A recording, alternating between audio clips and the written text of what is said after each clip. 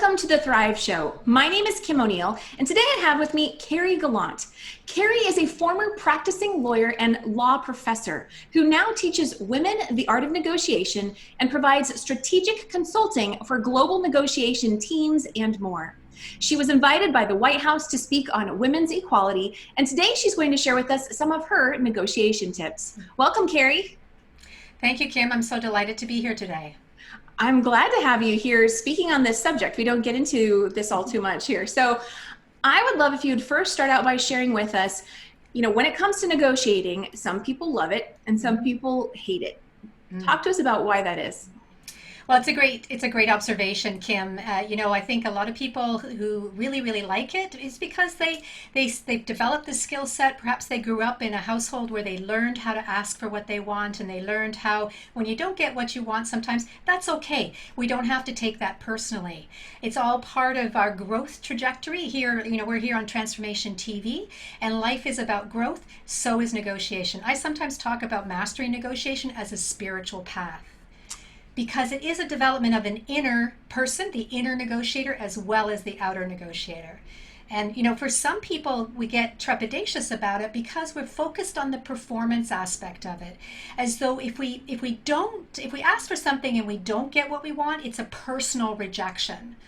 Or there's something wrong with us. When in reality, perhaps it's just not meant to be. It's like dating. We don't want to date everybody in the universe. We want to look for the right match.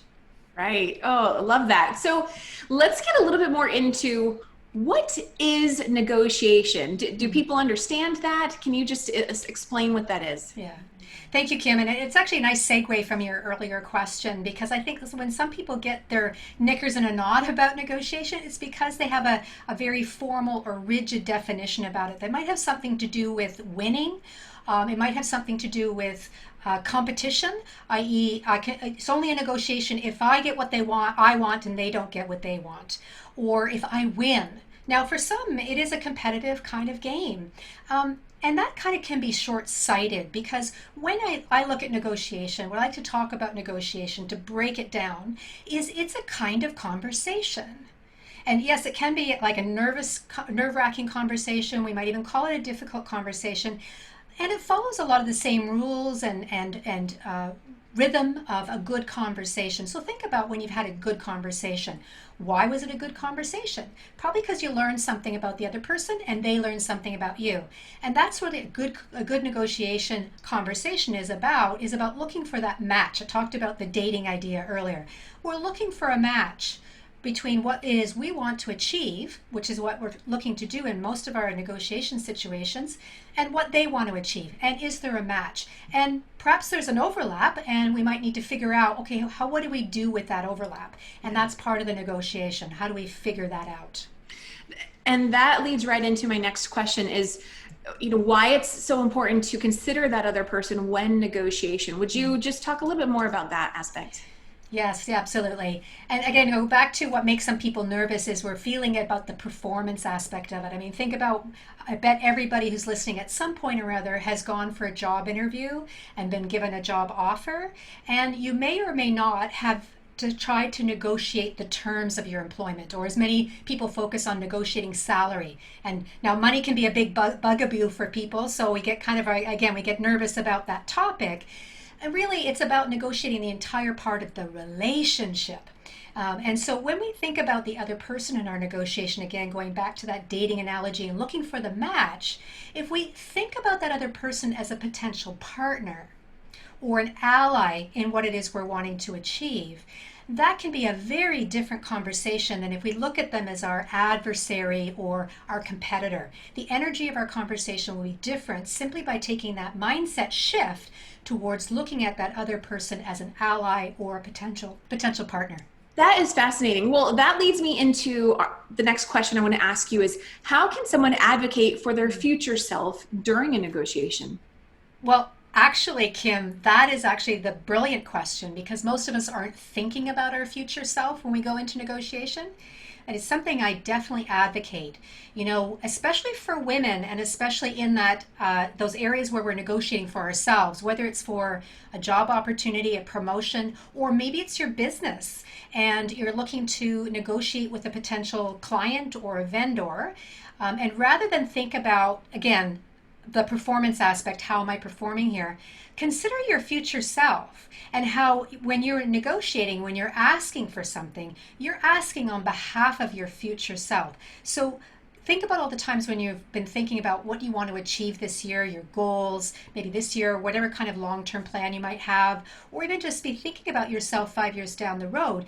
If you were to be successful, your idea of what success means in this negotiation today, what impact will that have on you 3, 4, 5 years from now, even 3, 4, 5 months from now, right? And so when you're thinking about that, it can also really help when you're preparing to negotiate, because you're not just negotiating for you right now, you're negotiating for her or him, that future person. What a fantastic insight. I love that you share that. That's wonderful. So I know you have a writing exercise that you recommend people use when preparing for negotiation. I would love if you'd share that with us now. Oh, super. I will do that. There's lots that you can do to prepare for negotiation, and absolutely preparation is the thing you want to be doing. Like there's statistics in research that shows that about up to 80% or more of the outcome in your negotiation is directly due to what you do before you actually have the conversation. So in your preparation. So think about that 80-20 rule, that Pareto principle. You can invest just by investing a small bit of time, investing in your preparation. You're investing in the outcome, your future outcome, as well as your future self. So one of the quick and easy exercises, let's put it that way, to prepare for any negotiation. It's super simple. You can just take out a piece of paper. This could be a conversation you're going to be having with somebody, and this is the start of a longer part of the exercise, but really this is the way you can think about it. So take out that piece of paper, and I want you to draw a line right down the middle of that page. And then at the top, I want you to also draw another line straight across the top. So looks like you're going to write a heading, right? And so that's what I want you to do. So on the left side, I want you to write, what do I want here? Okay, what do I want here in this negotiation, in this situation? And on the right side, I'm going to flip it over on the right side, which is going to be your side there. I want you to write, what do I not want here? It's very simple. And then you just brainstorm all the things that you want to have happen, to achieve in this negotiation. So you might be thinking about what do I want to feel? What do I want to happen? What do I want to hear, for example? What do I want to say? And then flip it over, what do I not want here? What do I not want to have happen? Right? What do I not want to feel? What do I not want to hear? And what do I definitely not want to say?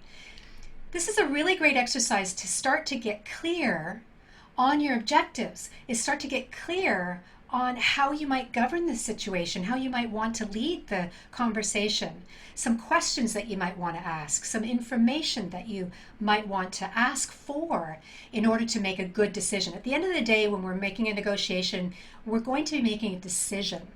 We're going to make a decision on, is this the right situation for me? Is this the right outcome for me? Is this the right choice for me? This kind of T-chart can really help to get some crystal clarity on what that's going to look like. That's fantastic. Well, Carrie, thank you so much for sharing your wisdom and expertise with us today. We really appreciate it. You're welcome. And thank you to our audience today. We hope that you found value in today's conversation.